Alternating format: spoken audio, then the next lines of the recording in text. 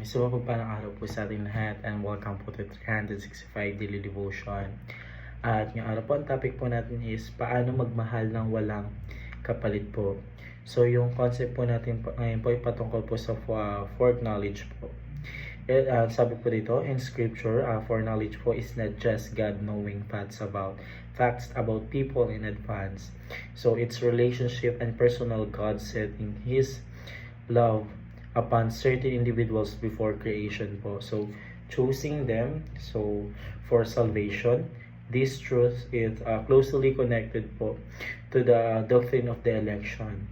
It reminds us on our salvation. It's not a random or earned, but rooted in God's eternal love and sovereign grace. He's knew us intimately and loving even before we were born po. So ngayon naman po, tayo po dumako po sa ating Bible reading po na matatagpuan po sa Romans chapter 8, verse 29 to 30. Ito po sabi po sa English, "For those God foreknew, He also predestined to be conformed to the image of His Son, and He might be the firstborn among many brothers and sisters. And those He predestined, He also called. Those He called, He also justifies.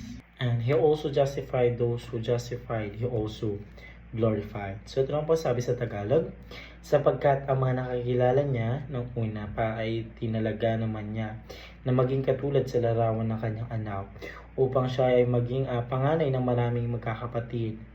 At ayon sa mga itinalaga niya ay kanya namang tinawag, at ang mga katinawag niya ay tinuring niyang ganap, at ang mga itinuring na ganap ay iniwalhati din naman niya.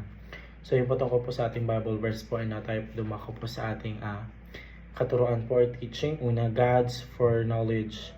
It's not just for knowing but also for loving. So ang foreknowledge po o pagkakalam po ng Diyos sa hinaharap ay hindi lamang po ito tumutukoy po sa kaalaman o impormasyon po tungkol sa kung ano ang mangyayari sa isang Biblia po sa pananaw. So ito ay mas malalim na kahulugan, ito ay mas makasamang pag-ibig.